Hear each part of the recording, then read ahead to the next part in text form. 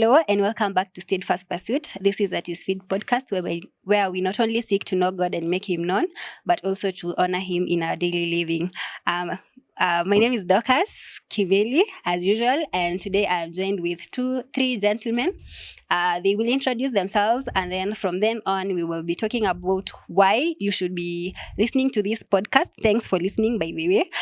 We will take time to explain to you why it's important, why we are doing this, and also share our experiences so far, how it's been, what our challenges have been, and how you can partner with us. So before we go on, I would allow my guests to introduce themselves. You can start from my right as we proceed. Yes, kama Jurian Timber, I'm right back in the podcast. Thank you very much for having me. You're welcome. Today.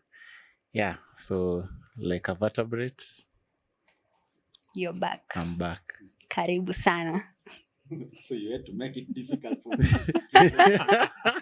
Wait after maneno yako. I'm really happy to be part of the Steadfast Pursuit. Being featured here is just amazing. My name, wacha mimi pia ni cheze different kwa sababu the next person who is coming. So kwa majina naitwa Kasisi Daktari Luke Odhiambo Awino. Mimi ni mchungaji wa vijana katika kanisa la aicmilimaniyouth-NRB na nimefurahia sana kuwepo katika kipindi hiki. Asante. Umeamua utajiintroduce Kasisi. Chong chong ching chong chong. Chong. Yeah. It's good to be on this other side. You may rise from the other side of that corner. Production. Kama ujue. Hata mimi hiyo imenipita but. Okay. Naitwa Marioki. Mimi huwa behind the scenes doing a lot behind the scenes. Yeah, mtaelewa tukiendelea. You will understand when you watch it. Awesome. Asante sana Muriaki. So yes, as they have said their names, so all of us are here today to share with us why At His Feet and why Steadfast Pursuit. So the reason why all of us are here, me personally I am here because I am a co-host. I have been a co-host since inception. Na nilikuwa approached. So before we even talk about how I got myself here and how my experience has been, I would like to ask Revo to tell us why At His Feet and why the two segments and what do we seek to achieve. And so for those of us who are wondering why we are talking about two segments, we have a Steadfast Pursuit segment, which is the youth-led that has hosting right now, and then there's another segment that is doctrinal segment that Revo wanna host. And so far let me not answer your question. Nilikuwa nataka kuambia watu vitu nimelearn, but I will tell them as we go on. Yes. Yes, I will tell them as we go on. Yes, Revo. Thank you very much, Dorcas. And thank you for really having this episode to just discuss why At His Feet podcast. And I think it goes really few months or even a year or so. It's actually a year plus. A year plus. Yes. When we started asking questions on how we can be visible and impactful in the online space. And while we run all our services and our Bible studies online, we wanted something that is more specified, really. Mm-hmm. A conversation that people can partake in, ask questions, watch, share, and things like that. Mm-hmm. And so we met as a small team being led by the communication team. Then was a gentleman by the name Bernard Mumo, and our host today joined in the conversation as well, and many other people. And we said, let's do the podcast. And that is how At His Feet podcast was born. Now, at first, our intent was really to just saturate online space with the doctrines, mm-hmm. the right doctrines. And so we wanted to really focus on the doctrines because we realized there is a lot of lies and heresies that are in the online space. So we wanted just to have a conversation on biblical doctrines, but then along the line, we started having a conversation of also some relevant topics for the youth, because this was actually begun by the youth ministry. Sure. So that is how we went also into thinking about the Steadfast Pursuit. We didn't call it Steadfast Pursuit. We used to call it youth-led segment. And then one day, the gentleman seated on your right, and some of you, one day appeared with some stickers. And I'm like, what are these stickers for? Written Steadfast Pursuit. And then I say, what is it about? Then they said, this is what we are going to call the youth-led podcast. And I thought that was interesting. And as usual, when something better than what I think comes, I allow it to continue. Yes. You embrace. I embrace. Awesome. So thank you for that. Maybe now the gentleman on my right, you can tell us your experience before tuanze. What were your expectations? Is what we are doing right now what you thought you'd want to have? Ama it's been better? Ama tunafanya tu vitu zetu? I think what I had in mind is not necessarily what happened 100%. Maybe if we are rating, probably 15%.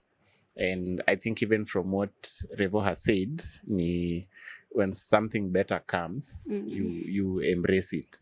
Okay. So for me, I think in my mind back then, it was let us just start. Okay. And then we'll figure out things on the way. So I think at some point they asked me for a concept note about what this is going to look like. Yeah. So I went, drafted something, shared. But then now when I don't know if we will talk about it hapo mbele. When I introduced it to some people that I approached, we started refining it and came up with a whole program about it. So I can say that it has become better. It has become better. Yeah. Awesome. I think for me, nakumbuka when Denver was asking me to help co-host, my first question was, nani mwingine atakuwa ana host? Then akasema Brayo atakuwa. So like hiyo time nilikuwa najua, kama Brayo atakuwa tutakuwa sawa. Unaona wale watu unaonanga wakiongea sana kwa BS, unajua kuna content. So I knew kama tutakuwa na Brayo ni sawa, because mimi personally I'm not a spontaneous person. Like mimi si ule mtu mwenye utaniambia just show up, tutajua vitu tutasema. So na yeye alikuwa ananiambia hivyo, wewe kuja tu tutajua vitu tutaongelelea. So yeah, I think then mimi nilikuwa if you're going to talk about humility, let us just turn up. So likikuja we'll just have conversations na flow. So I think wewe ulikuwa opposite side. Mimi si hao watu. Mimi ni wale watu wa kutengeneza PowerPoints, you know.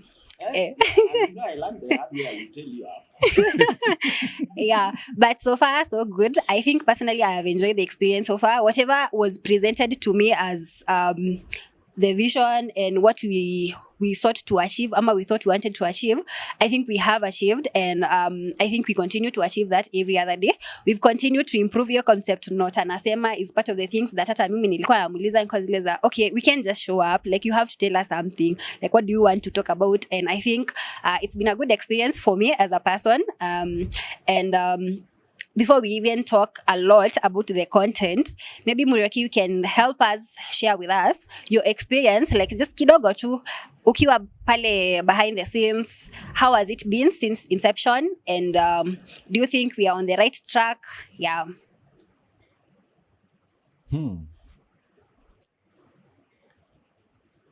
Unajua niliwahi kaa chini siku moja nikaanza kufikiria how I found myself in this podcast.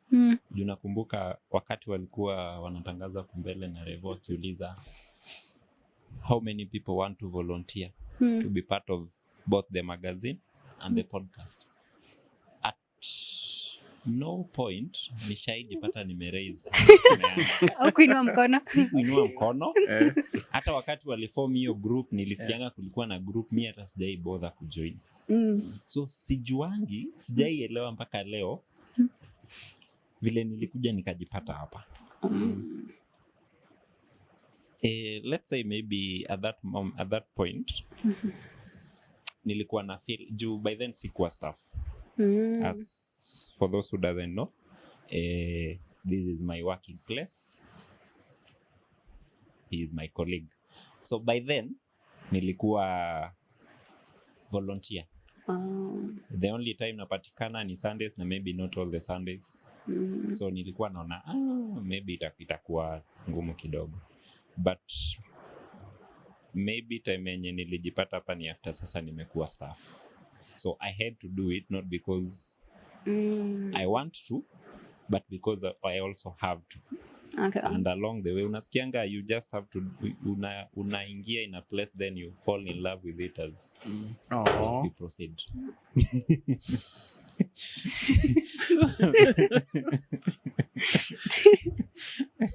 Even ndio nilijipata in this podcast, in this space. And I can say so far so good. Imekuwa a wonderful experience. Imenipatia an opportunity ya learn a lot of things. Awesome. And explore a lot of things. Kuna vitu zingine sikuwa najua naweza fanya until nikajipata in this space from the technical side. Yeah. It's good. Yeah. I think when you umesema ati ulijipata, I'm just curious to know, as the audience, wewe kama audience, ulijipata aje hapo? Like ulijipata aje hapa? You can tell us how you got to know about Artist Fit podcast. As I had already said, I was approached. Yes, mimi nilikuwa approached, but I am here to stay. Yes. Good to hear that. Yes. So as moving on, tumeongelelea stories doctrinal and steadfast pursuit. Maybe Revo, you can just tell us briefly. Nakumbuka when the podcast started, haikuanza na steadfast pursuit. Like we had a doctrinal segment for a bit. And nakumbuka when the very first episode went out, ulikuwa unakutana na msee anakuuliza, by the way, kazi ya podcast ni nini? Because nakumbuka the first episode we did was, does God exist? And well, the topic was not difficult for me because like it's a conversation I'd had before, but as Christians, so unapata msee anajiuliza, okay, is this meant to challenge our faith? Ama what are we supposed to learn from it? And why was it important for us to start from that very basics of, does God exist? That's very interesting. Actually, when developing systematic theology, because like you correctly said, our intention was to discuss biblical doctrine. And in systematic theology, the critical place to start is the theology of God, what we always call the theology proper. When it comes to not understanding really what the podcast is all about, that was not only for the audience, even for me. I am used to preaching, I'm used to teaching in Bible colleges, but I'm never used to sitting in front of a camera for some kind of content. I'm not a content creator. But and it caused a lot of problems because but usiuli trend Revo. I mean, so even, in fact, I need to tell you one of these days, the first one, nilikuja na makaratasi, and a gentleman called Kizangla alinifanya nikuje na makaratasi. They were here, and so I had all the Kizangla was standing behind the camera. Ananionyesha karatasi, nasoma, nikimaliza namfanyia hivi. Kumbe kamera inashika. Flip page. Well, na flip. Kasuku. Unakaa kasuku. Yeah, so I also did not know how to go about it. Honestly, if you ask me the question you asked, if what we envision is what is happening, I will tell you the same thing then by telling you. I think I just envisioned a conversation that is small, not this elaborate. But theology proper is the place to start in any systematic theological conversation. And that is why we started with Does God Exist? Because that is actually, you cannot build a foundation of any theological concept without God's existence. Yeah. Yeah, and I also got at that question because when we brought an atheist to our podcast, somebody asked us and said, are you still in faith? Will this help convince people against faith? So, but then I was telling them, hey, our intention is for people to understand, but understand from different perspectives. Naweza muuliza swali hapo. Like when you brought the ni atheist ama atheist? Wewe sema tu venye unajua. Revo, when you brought the atheist, yes, were you under pressure that by the end of that podcast akuwe ameokoka? In fact, the most interesting thing about the atheist, he was a former AIC member in Kijabe. So when we were having these conversations, I will see him nod, and at some point I thought, hey, this guy is coming back to faith, you know. But then I realized the nodding was to continue the conversation so that I can ask another question. Yeah, but of course it is our aim for any person who we consider out of faith to come back to faith. Awesome. So you've responded to that part, the importance of the doctrine part, and like the importance of starting with does God exist? And I think it actually makes sense because nakumbuka I really enjoyed the parts, the attributes of God. So like it makes sense that we're already talking about the attributes of someone that we've already confirmed that exist. But now when it comes to part ingine ya steadfast pursuit, why is it important for us to have these conversations? Yeah, like basically, why is it important for us to have these other conversations aside from now the doctrine and every other thing, doctrine, theology proper, as you have said? Well, again, like I said before, is life is lived in a space. So while there are some doctrinal truths that everyone needs to know, I think the Steadfast Pursuit has discussed some very critical things that I tend to think, even if you know all the theology and you don't know the concept of friendship, you don't know the concept of love, you don't know the concept of relationships, or of all these topics that has been discussed. So we thought youth is so dynamic.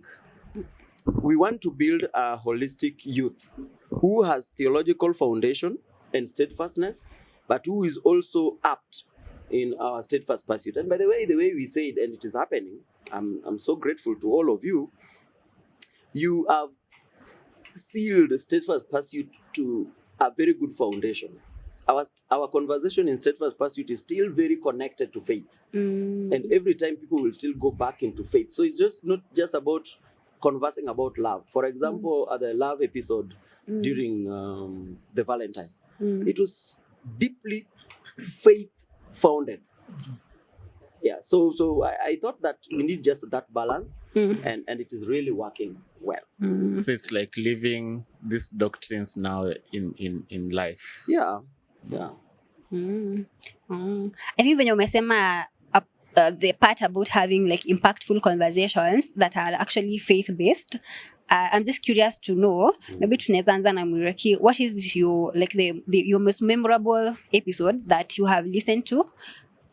Probably umesikiza zote juu na kuanga hapa tukirecord, but like ile yenye una feel like it's iko tu hapa. Yeah. There are a few. Of course nimesikiza zote. Zingine more than once. Kuna ile ilifanyika ya Bible techniques. Bible techniques. Oh. To me that episode was so rich. It had very very important information yenye I'd recommend kama hujawatch hiyo episode. You better look for it. It was so impactful kwangu. I learned a lot from it. Then kuna ingine ya most of you hamjaiona. Not I think ni only 2% of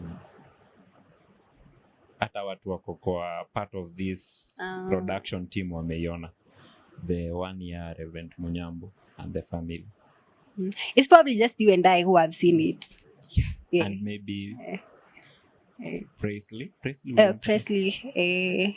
I sent him the link. And maybe him. The rest, I think we will share the link kwa nini. To share? We will share the link. Kwani mna get keep? We will share the link so that you guys can see. Tutaambia kwa nini tuna get keep. We will talk about the challenges to kifika hapo, but the audio of that episode, it was terrible. It was terrible. I don't think kuna mtu ashaipata courage ya kwenda kuambia Munyambo we need to review your episode.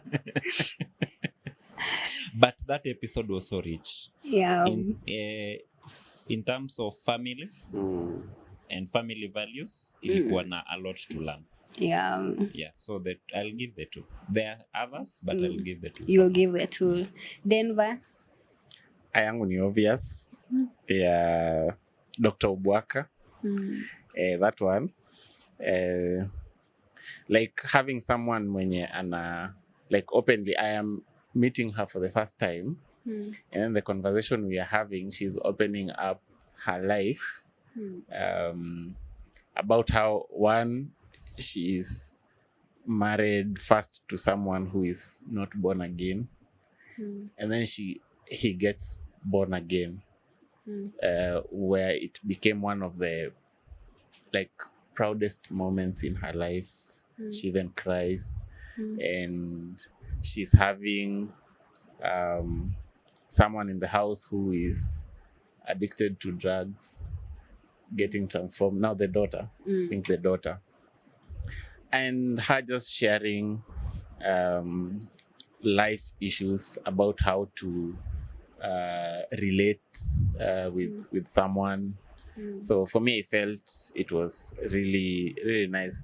And I don't know, this is my plea now to the ones in charge of the podcast, if she can be invited again. She actually said that she'd like to come back. Yeah. Yeah, nangoja tu kuambua kuje lini. Please do. Hearing. So there's that, and of course, Pia Dr. Koki. Dr. Koki. Where we were talking about, what was it about? It was about heartbreaks. Yeah, heartbreaks. Dealing with heartbreaks. Dealing with heartbreaks. Hatukuwa heartbreakiwa hapo. But kulikuwa na mtu alikuwa heartbroken. I thought it was practical. You know, imagine you are the one hosting. Na you heartbreak ni yako. Itakuwa safe. Unaongelelea watu but it was a group therapy asking for a friend. It was nice, but also peer episodes where we hosted our own fellow youths. Yeah, there was one I hosted, Wendy Mary. Yeah. And she said what? There was something that she said. Diversity creates arenas for growth. So when you're relating with people, you don't just confine yourself with like specific individuals, but because there's diversity, it helps you also to grow. So for me, I think all of the episodes I have hosted, they have been memorable to me, but also now for the one that I felt iliniguza mahali ni the first two. Yeah. Nice. Revo, najua unatusikizanga. Yeah, of course. Umeshai feel yenye imekujenga zaidi? So let me mention one. I watched the one for Wendy, but let me mention one that in Steadfast Pursuit really iliniingia sana was was that relationship where we brought in Kangogo and the brother. Siblings. Yeah. Relationship. And by the way, I've shared it with so many parents because parents are asking me questions every day. Hey, watoto wangu wasikilizani, so what do we do? And that was always my to-go-to podcast to share with them so that they can watch. And sometimes I also share with the children. And I've watched it severally. I also engaged Akina Karis to watch it because I also realized they were starting to not learn how to operate together.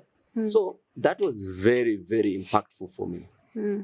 I don't have the advantage of having a sibling, but at least I will desire to see that kind of conversation in my family.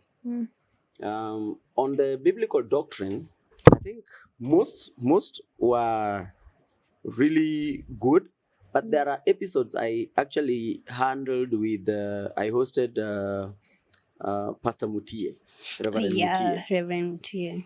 Yes. And Reverend Mutie will just speak until I forget that I'm actually the host.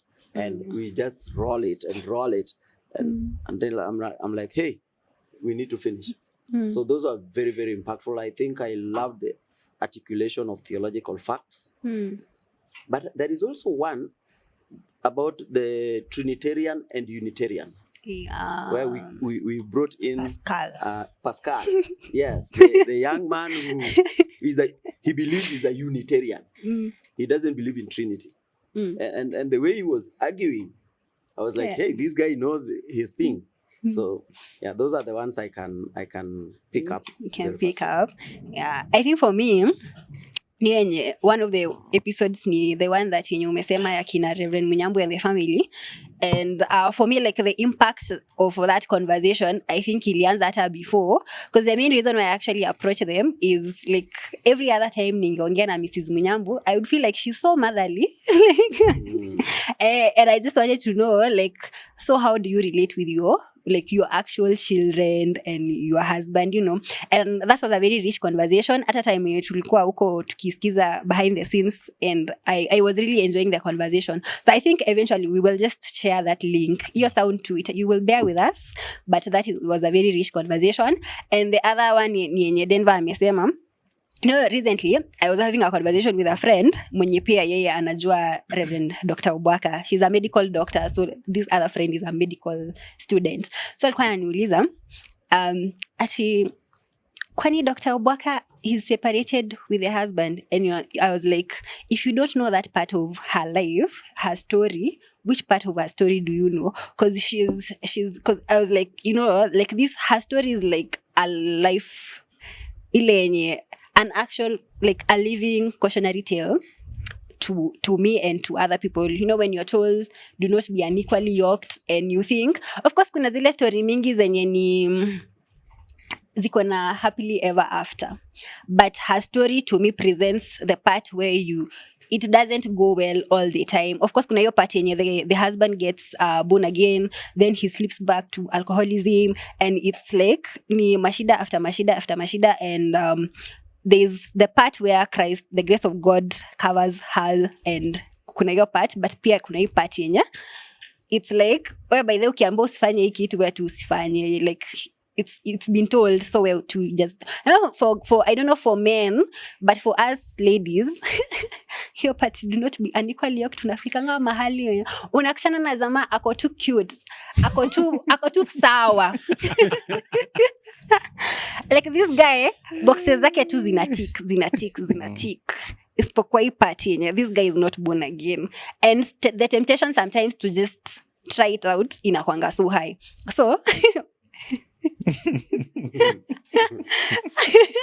yeah, so I think for me, like her story inakwanga like my go-to, like nikisikianga tu mtu anauliza by the way kuna huyu jamaa but he's like ni kama hajaokoka, kuziliza by the way ushaisikiza story ya Dr. Obwaka, unaweza taka kusikiza. Yeah, so I think that, and the fact that she was actually willing to come and share that story with us was like, if Doc, you're listening, thank you so much, and we are looking forward to having you again. Yes. I think we need to do a conversation on we need to do a conversation on divorce. You just get someone. Ndio, juu I believe kuna hii verse watu wengi ujibai na I don't know if it's a verse ama ni kitu inakotiwa nguo sana kwa nini. Unaweza sema tuko hapa na Rivo, naweza tu my reverend is here. Ama ni quotable quotes. Wanasemanga God helps those who help themselves. no, not really that. Tikifo ni ngazi ya kwenda mbinguni. The one that God hates divorce. That is biblical. It's biblical. Yeah. Written exactly as that. Yes, With different words. it's actually written. But sasa, at what point as a Christian are you supposed to walk out? I think kuna watu wengi wamejipata in such situation na because they are Christian bado wameendelea kukaa. Some things are threatening their lives. But wameendelea kushikilia. Yeah, actually, and they say you pastors, what you do, you encourage to be in a bad situation. Right. There is a judgment that was declared by a Christian judge, and it is a long judgment, and we were all, the pastors were reprimanded for doing such.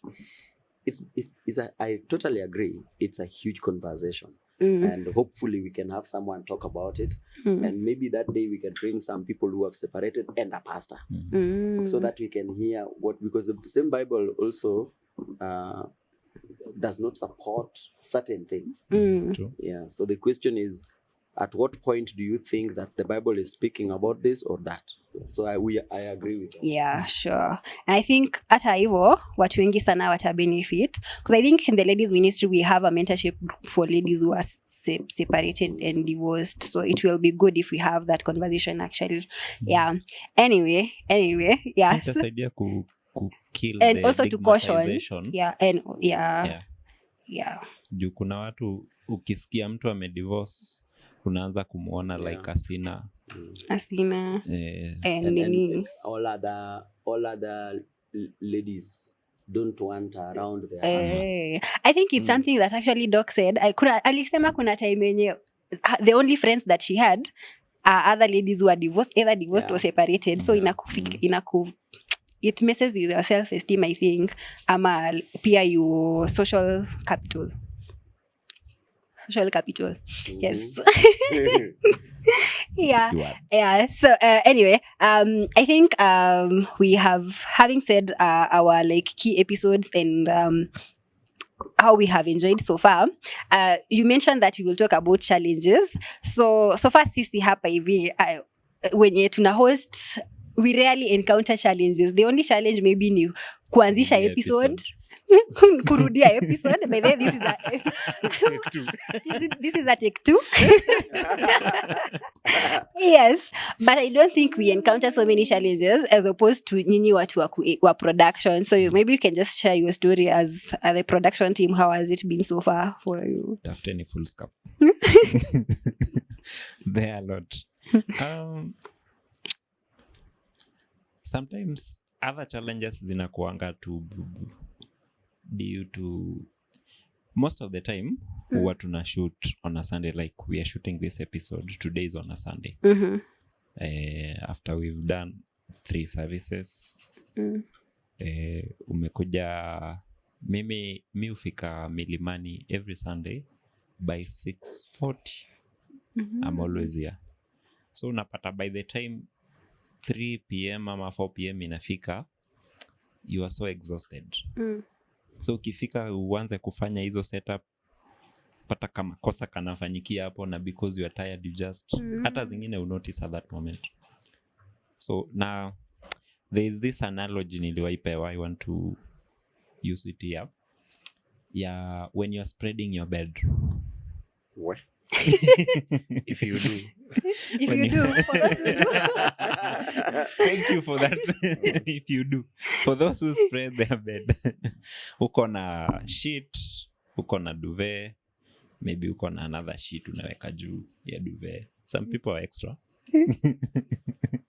So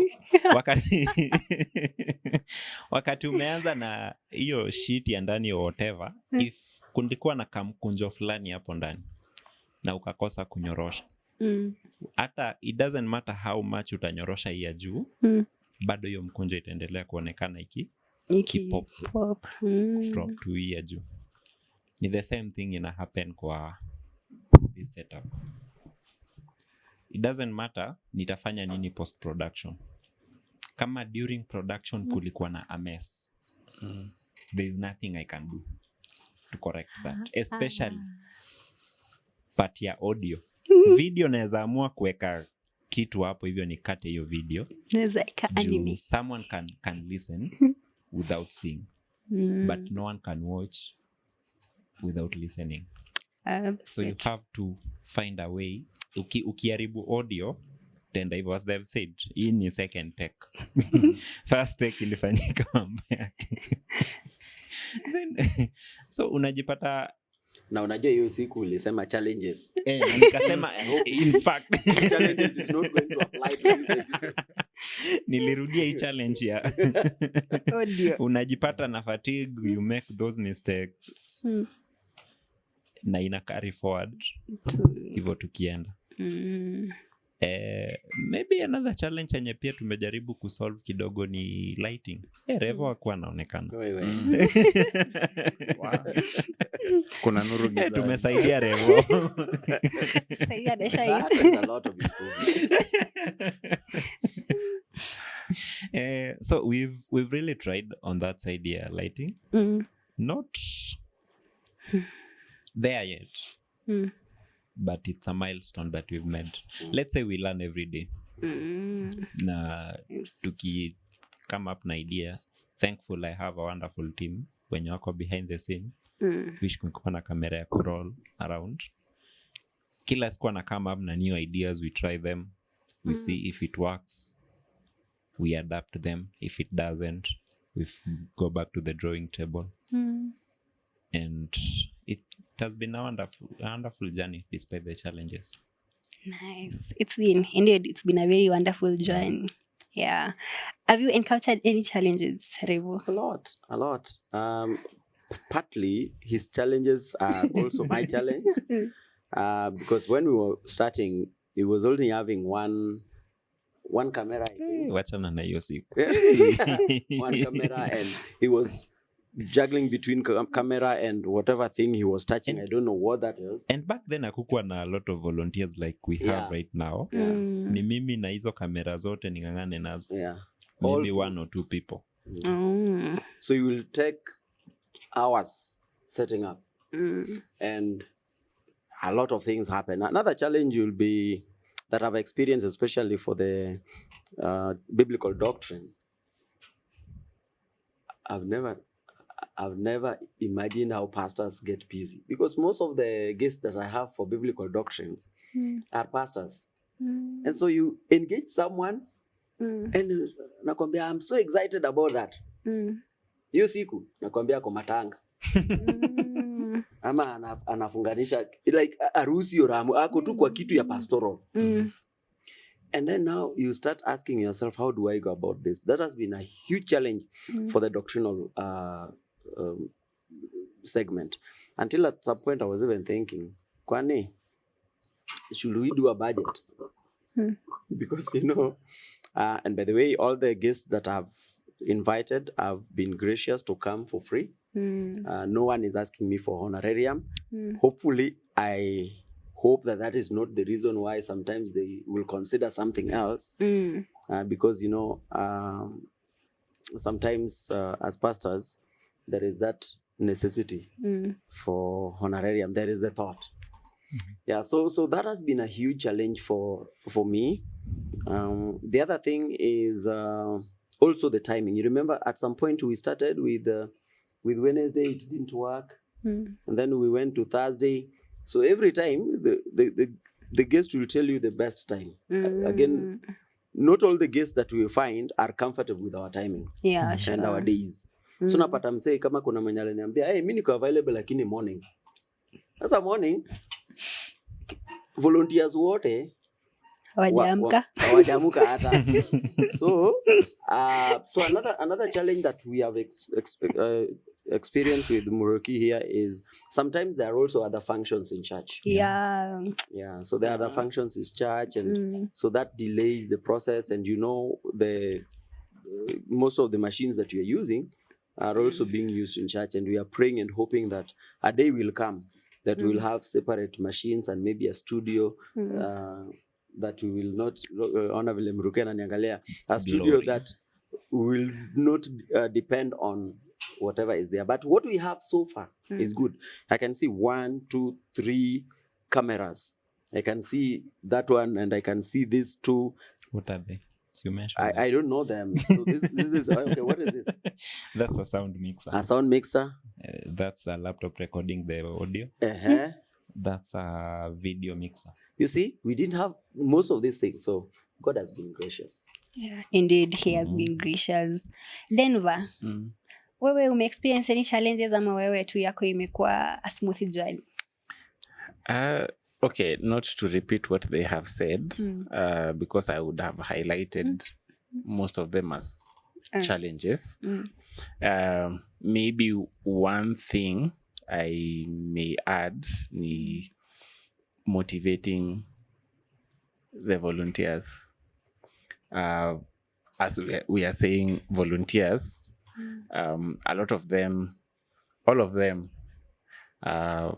offering to be here even at this time to record. It's just out of their own giving. So one of the things that I have belabored with is, how do you ensure that they keep going? How do you get to that point where you don't necessarily have to worry if someone will show up or not, or will you be the one to set up everything and host, set down and go? So it's also something that, okay, si ati iliwahi isha, it also stays in the mind. But I think every other time when we come for a recording and you still see people, you are filled with a bit of gratitude that, wow, this week imepita, waiting for the next one. Yeah, so I think maybe even going forward, it's something that maybe could be a burden for all of us. Yeah, I think that's a very good point, by the way, because I remember there's a time, I think Murioki anajua hii story, there's a time Revo, someone from the media ya church wanted to know more about the podcast, so alinipeleka mahali, can you buy a chai? By the way, thank you for the tea. Tunataka chai please.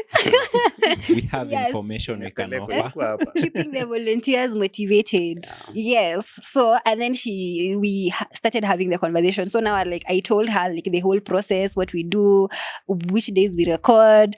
And then after nimemaliza hiyo speech yote, akaniuliza, nani anawalipa? Then she couldn't she couldn't imagine that we were doing this for a God bless you, so God bless you. No, you're doing it for a God bless you. Wenye walisoma the Caucasian shock circle wanaelewa hiyo statement ya there's a, should I explain ama niwache msome? Unajua hii wiki tumeshinda tukisema fasihi ni kioo cha jamii. So yes. Yes. So for those of you who understand fasihi, nilikuwa ile class yetu tulifanya Caucasian shock circle, there's a part that one of the characters asks, should I give you, I think the lady asks for something to eat for her and her baby. She's on a journey. Then the guy asks, are you going to pay me? Or should I just give you for a God bless you? So, yeah, anyway, yes. So, but maybe just to mention something about the volunteers. Actually, it is a question that I get every single time. Something that it develops with time. By the way, let me tell you, it is a special strategy given by God to develop a group of volunteers. When we go for camps, when all the guests that have invited here for their first invite, they will always ask me that question. When people come to our worship evening concert, things like that, they will always ask me. Because in many churches, they pay those people, they are not volunteers, they pay those who are serving, they call them ministers. So all the people behind the cameras here are ministers, and ministers have a pay. So they wonder, how can these people give themselves this much? But we've also been, Denver have also been asking that question. When Dorcas was part of the leadership and was leading the communication team, we started at least seeing if volunteers can get lunch. But we have not cracked when it is done on Sunday, how it needs to work. So we are having that. When we crack it, we will see how to go about it. Tufurahie. Unaweza isema kwa sauti. Watu wanakula masmocha hapa. Smocha. Anyway, yeah. So throughout, like my other question would be, na hizo challenges zote, na hizo highlights, like, and throughout the entire experience, like personally, I usually try as much as possible to not really find a way, but like after I have done something, when I am doing something, to evaluate, like, is this thing growing me as a person? Apart from just listening to content and like growing in knowledge, how has it impacted you personally?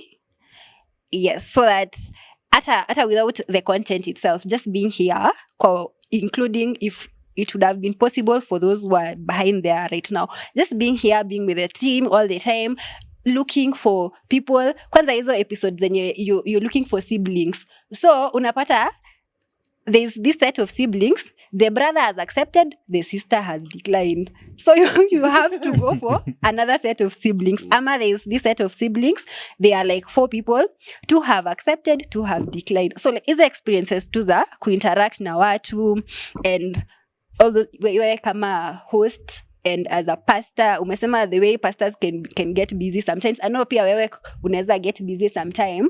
There's actually an experience I had. The guests walifika mbele yako, and then now I was in Karen. You were, now I have to entertain guests.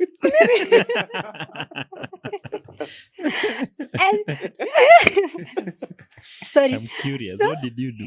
Man, that was like, it was one of the opportunities that I actually grew. Entertaining guests. You know, you have to learn how to have conversations with pastors. Yeah. Pastors you have never met in your life, you know.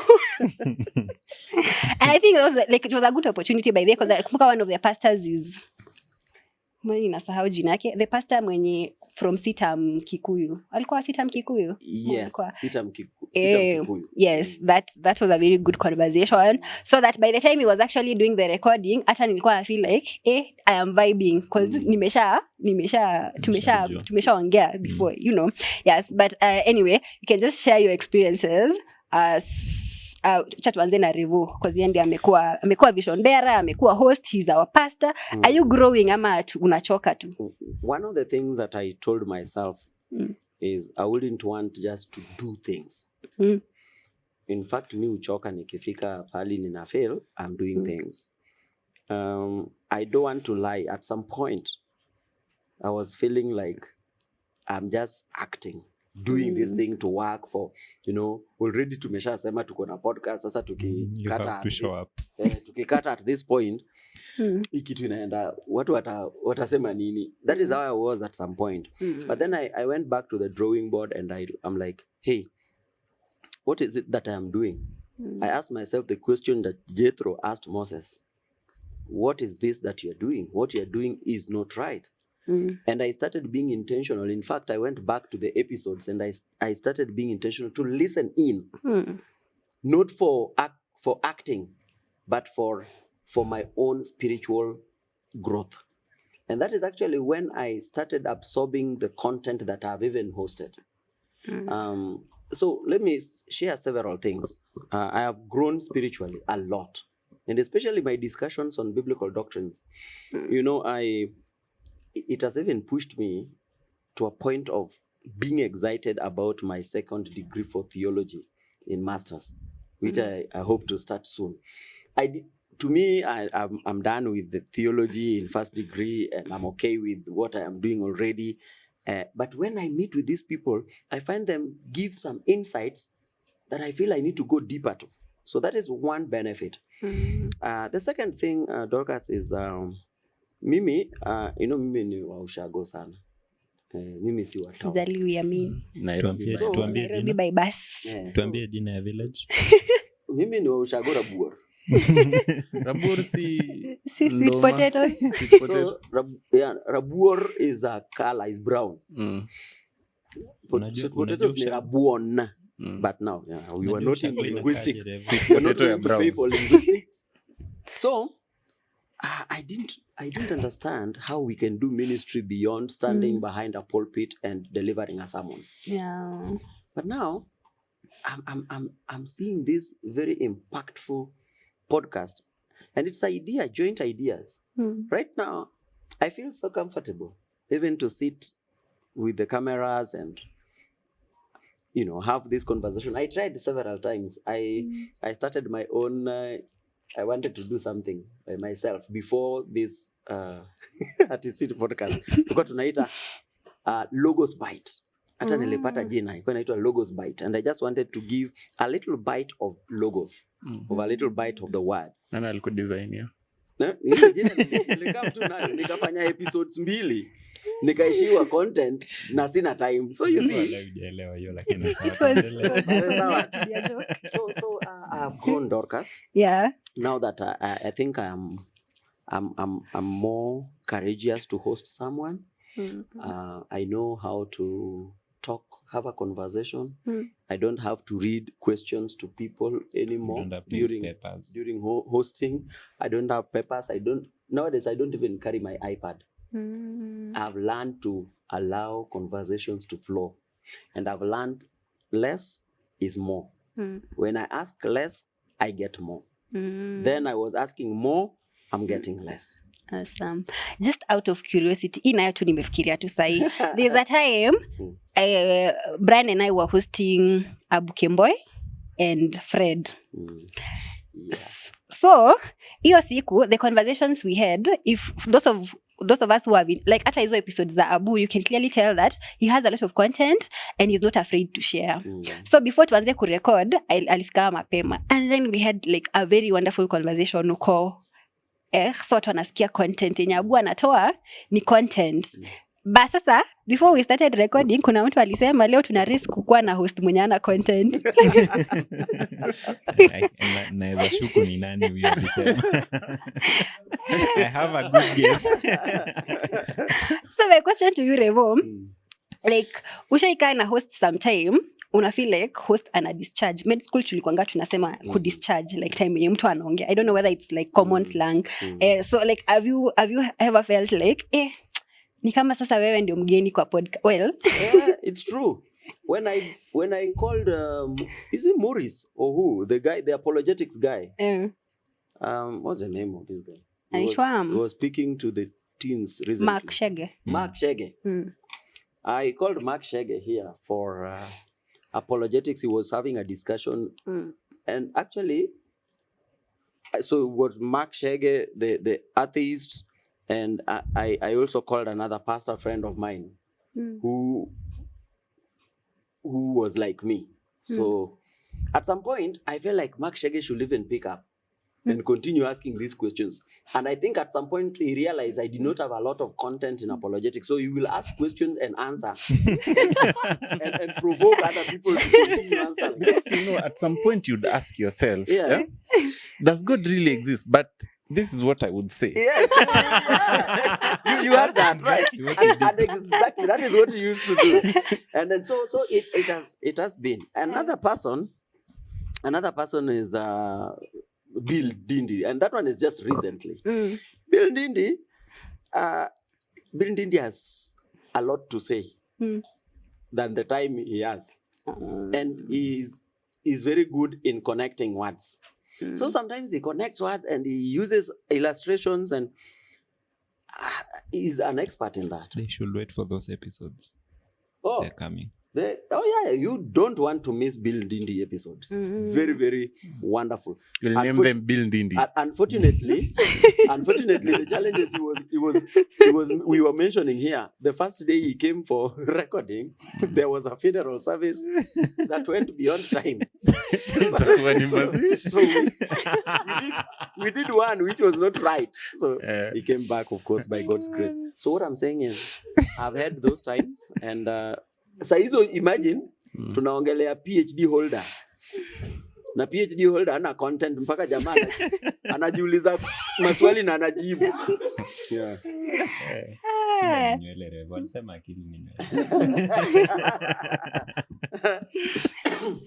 Anyway, yeah, so I think thank you for that.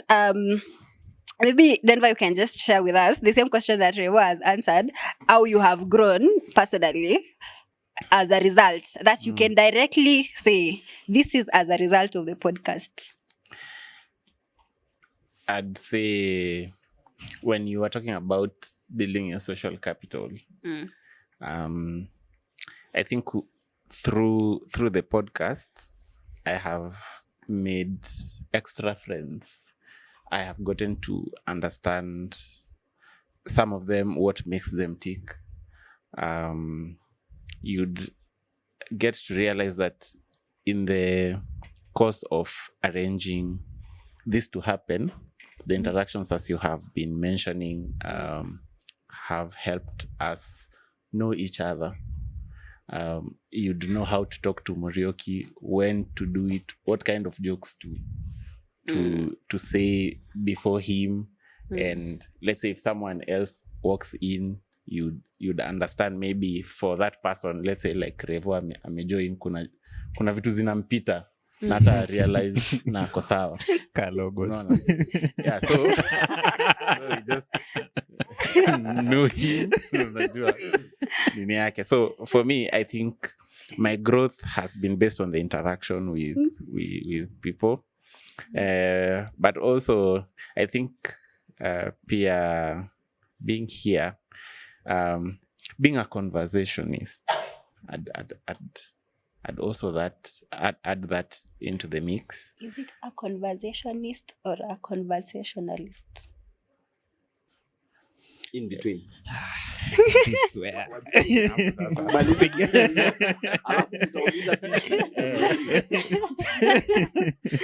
Yeah, so I think that has also it has also helped me in terms of giving also insights for other people who wish to do the same thing. So maybe based on the challenges that we have faced, you can also project for any other person that this is likely what you would encounter. Something fun. No, it's not funny. Worth noting. Yeah, worth noting. Yeah, at work, there was a time there was a discussion about how to do a podcast that highlights things to do with agroecology. For people who know what agroecology is. Now, within our network, what they were talking about, they were asking me to host such a podcast. And I was like, when the budget is available, you just let me know. Oh, wow. Yeah, so we don't know when, but I think if I wasn't in this space, maybe whatever I would be thinking about then would be ya kujichocha tu. Yeah, but I have gone through the fire here, and I would actually know what to, if they're asking for in terms of equipment, I can tell them si ati tu ni camera imagine tu ati tungekuwa na ile camera imetuface alafu tuchukue kadi tupatie Morioki anaangalia hawa wase walikuwa na mime tu. Yeah, so that's what I would say. Awesome. Maybe just to also say, this podcast I also have an offer that I did not take because of time. But someone who has been watching the biblical doctrine, somehow he feels that I can host a podcast for controversial issues in the country. And so yeye ako na studio. So anasema mimi niko na studio. Wewe ni kukuja. So then we are partnering. And it is just a product of this podcast. So just to say it's it to may grow. Mlink na Kizangla anapenda controversy. Kizangla lakini haja host Kizangla huko. Kenya ata host the mwenye ana host hata rudi.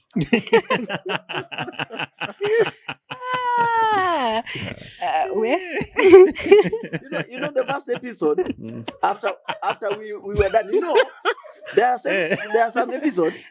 One, kuna episode tulifanya hapa hivi na Euphrates. Tukimaliza na vile Euphrates alipatiana all. Zangla alisema hiyo nini isiaiwekwa mpaka sasa. Alisema delete. Aya siku nyingine nikaleta wako na content. Nikakuja na pastors hapa. Pastors. Pastor Rachel, I think na pastor mwingine. Tulimaliza tu hivi. Mko na content. Kizangla alisema that was nothing. You guys didn't prepare. You remember? Nikamuita huko mkiwa hapa. Hawa ni pastors. Tumekaa hivi bado. Kizangla ana chance. Pastors ampendi ukweli. Ati hapo kuna content. Yeah, so I was just saying those are some. Kizangla is a challenge in itself. But it's a good challenge. Kumention hapo kwa challenges. Kizangla ni stumbling block. Part of the challenges.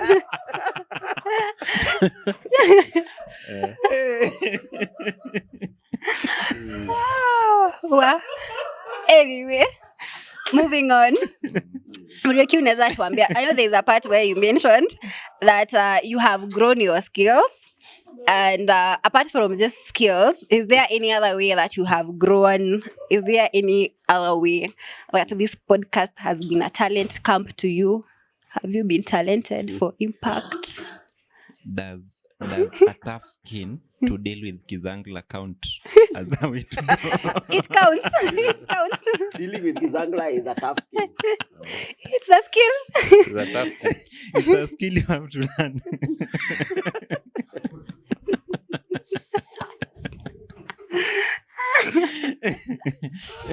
Kizangla sijui apie kwa anafaa hostiwe. Yeye ni kuhostiwa. Tumemtaja kwa my episodes kadhaa. Utaanza kama unamhost inaisha kama anakuhost.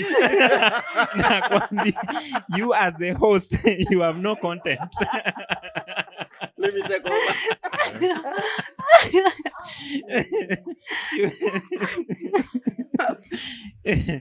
So yeah, kumekuwa na a lot of benefits being in this space. One of the benefits, I'm a technical person. Mimi nakwanga ule msee nikiingia, tuchukue setup ya worship, something to do with worship, either musical thing, sana musical things. Before hata ni sink into that music, natakanga kwanza kujua the technical side of it. Is it on point? Does it have what I want to hear? Is the clarity, is it good? So having all that na kukua hapa inafanya that mimi kuendelea kuwaka hapa na develop your skills ya listening more on such things.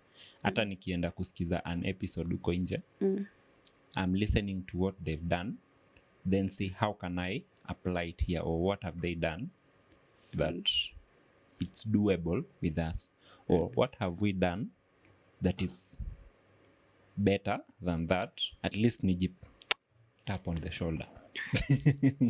Despite Kizangla kukusumbua kichwa kidogo na episode kupotea na zingine kuharibika audio, unapata we have better audio than these people, we have this than this group. Inakupatia that encouragement ya kumove on. Carry on. Carry on, siku move on. Carry on. Mimi wachaneni na mimi na Kiingereza yangu. Una face the music. Whatever I say, that's my business. Domo ni yako. Pia on building on that side ya social skills. Social capital. Unapata watu wenye tuna deal na wao hapa hivi sana ndio wame end up kuwa close friends.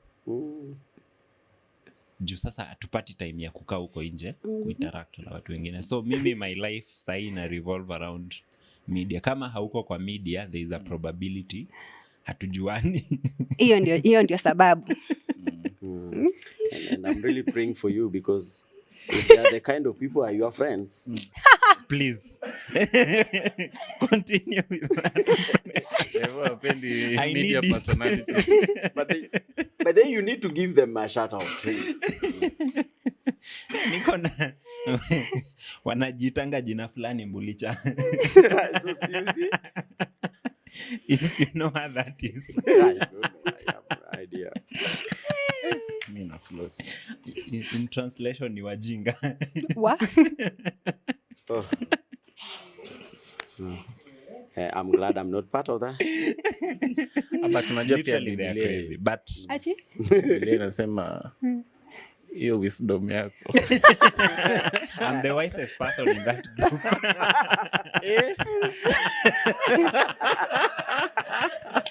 But now what do you expect if the person you're saying is your friend is the one mentioned as a challenge in himself? What do you expect?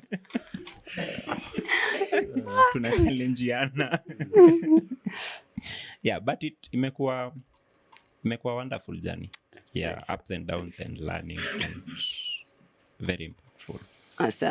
Awesome. So as we bring this to a close, as I already said before, I like to see what you're doing and how it has, or maybe just to answer that previous question on how the podcast has impacted me personally.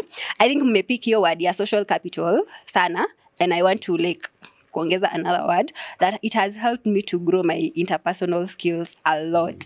And also, as I already mentioned, mimi I'm not a spontaneous person. Mimi sule mtu mwenye utaniambia just show up, and most people ni wale watu wenye unatokea Thursday nitakwambia. Mimi nataka uniambie sahi. Unakuja makuji unaona Hiyo ni ukweli. Yeah, so it has helped me to grow your interpersonal skills, understanding people, how other people roll and how you roll, and also getting to that place where you can coexist together, and just having that faith that it will work out, just having that faith that venye mmepanga ni venye it happen, ama if there's any challenge you will find a way around it. Yeah, so but I think as na hizo challenges zote na hizo kugrow kote, I must acknowledge that we cannot do it all by ourselves. There are podcasts that I personally listen to, and there are other conversations that I listen to, and just as we tukikafunga, maybe we can all share nini your other podcasts ama conversationalists. I think it's conversationalists. Anyway, so yes, that you guys listen to, that you feel like they are worth noting to our audience, so that in case we are not able to provide that which someone is looking for, they can always diversify. Venye Wendy alisema diversification, whatever she said. Yes. Tunaweza anza na mimi. Yes. Yeah. Kuna several and for some reasons. One, as I said, tech. Mimi tech has to appeal me.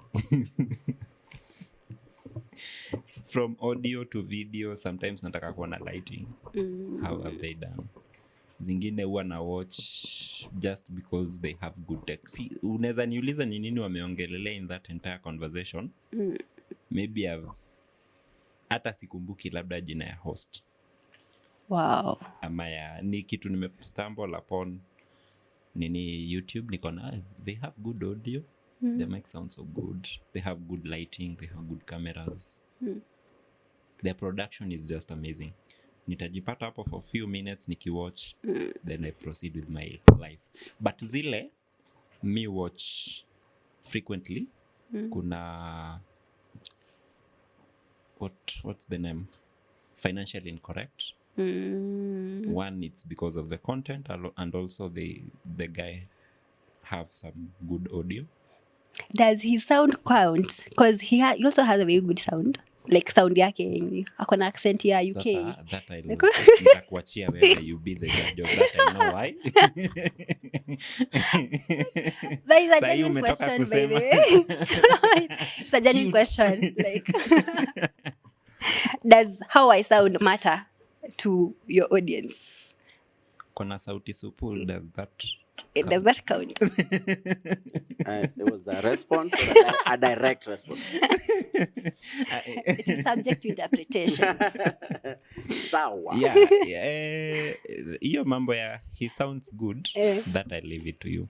Okay. But at the end of the day, sound yenye inatoka kwa podcast yake, hata from the guest and a host, unasikia its quality sound. Yeah.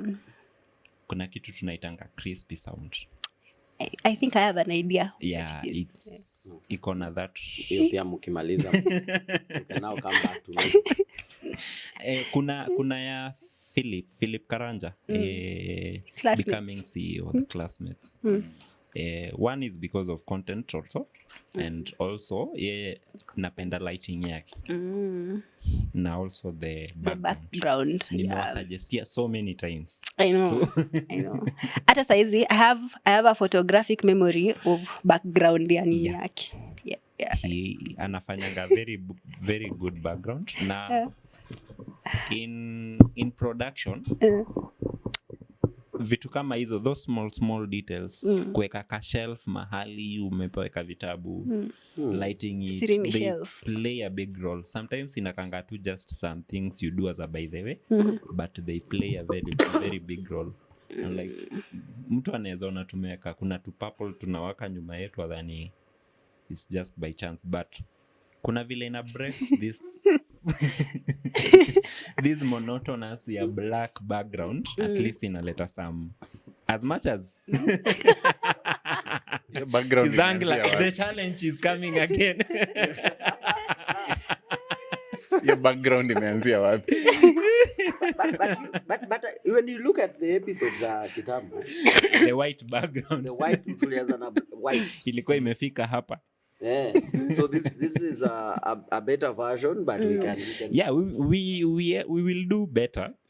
This is not the best, but ukiangalia ile episode ya kwanza yenye makaratasi zilikuwa zinafanya shua you'll see the milestone that we've made. Hata microphone yako ni sure. Walikuwa tulikuwa tunatumia wireless microphone na recording ilikuwa inafanyikia huko kwa desk.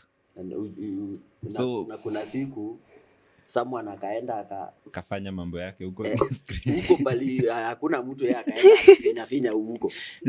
Literally we were controlling everything from kwa wale wameingia aicmilimani from the media desk, na sisi tuko Scott. So you have to go there, confirm if it's recording, then come back. Ukifika hapa mtu anakuuliza na umeanzisha recording, unajiuliza ya swali pia, na nimeanzisha recording, so you go back the second trip. Ndio ukuje sasa ukiwa sure umeanzisha recording. But sasa unapata vitu kama hizo after watching hizo my episodes za tech but awesome. You learn from that. Kuna ingine niliambiwa nikikosa kumention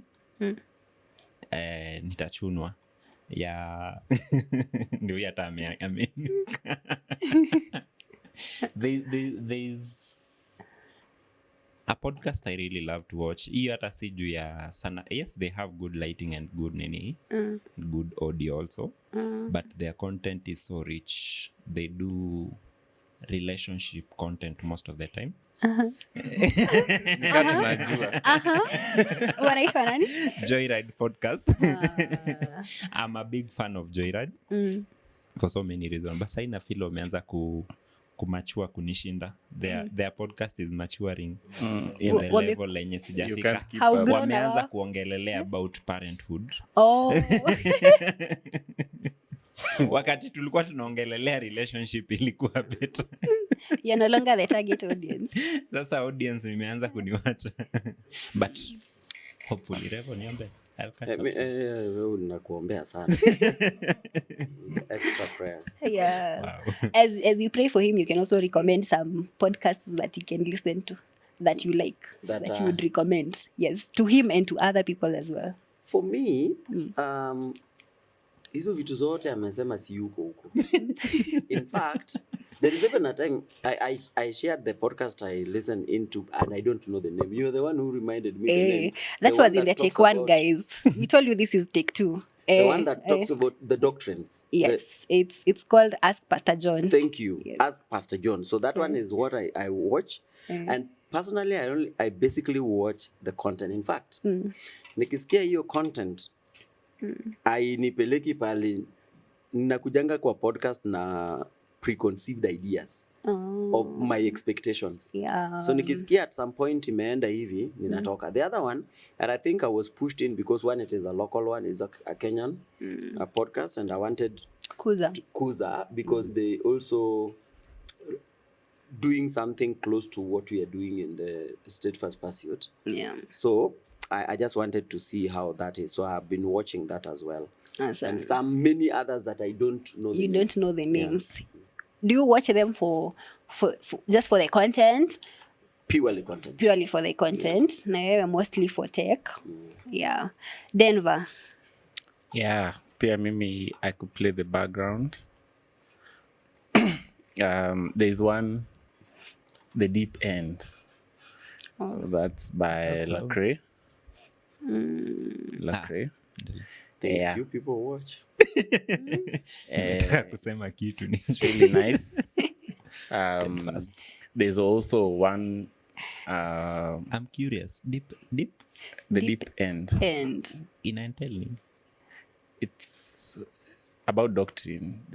He's hosting people, mostly people that you know, and they are people that you know. Because sisi hatuwajui. when you watch it, you will know. You will understand. You will understand. So, like, mostly even the people that you know within the gospel space. Yeah, talking about, there was a time he hosted Priscilla Shearer. You know At her? least I know. You know her? From War Room. Oh, I know War Room.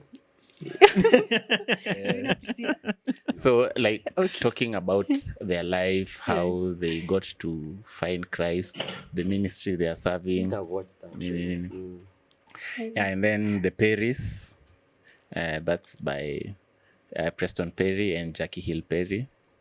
That's really nice. There's the Invincible podcast now for people who are uninterested in Kina Revo. football. It's Si watu wa chill. ni ya watu wa Arsenali hiyo. Yeah, and then there is also Sam. 1-2 TV.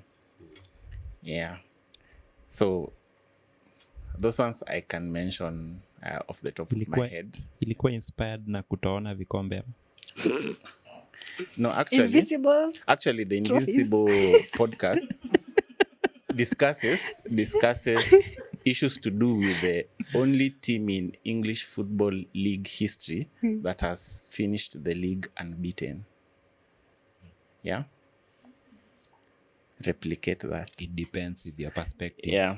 It's not a perspective, it's facts. Yeah, and then now just to finish, we were both correct. There's a conversationist and a conversationalist. Umeamua hatutafunga kama hatuja. Hiyo story No, lazima hatuwezi acha Needs a whole pending. episode on its own. na tutaki kujua meaning. Because meaning inaweza kuwa tofauti. Hazijaachana mbali. Okay. So as a good conversationalist, I still think it's a conversationalist. I will take you through what I personally like. Yeah, so locally, I think all of them are locally actually. I know, no, there's kuna moja ya one of the pastors, the one that he has mentioned, Ask Pastor John. I listen to it, but not like consistently. How I do my listening, I can listen to Ask Pastor John for like a whole 3 months. Like anytime niko na earphones, ni Ask Pastor John for like 3 months, and then I'll just move on to someone else for another 3 months. not really 3 months, but like so so like So that's by the time mwaka inaisha umesikiza tu watu waine. no, that's not what I meant. Like so like I don't like mimi si wale watu wa every other episode. I think the only podcast nishaifanya like every time an episode comes out is for Tuesday Connect, because I joined it kama iko katikati. Tuesday Connect ni podcast ya mamlaka. So yeah, I think that's the so in that sense also Tuesday Connect is one of my favorite Is that the one with Joshua? No, that okay. Joshua who? No, Zaxi? Joshua, Pastor Joshua. Oh. There's one that Who is that Pastor one was for Joshua? Karura. Oh no, They I began don't one. do Karura. I don't know whether it's Ruach. Alina Ruach. No, Ruash is not Karura. Anyway, no, yeah, Tuesday Connect ni ya mamlaka. I think it's because my Foresight. Yes. Yeah, first. Okay, you also listen to Foresight. Yes. And there's a Mimi Foresight nasikizanga nini? on my hand. Nasikizanga wajinga.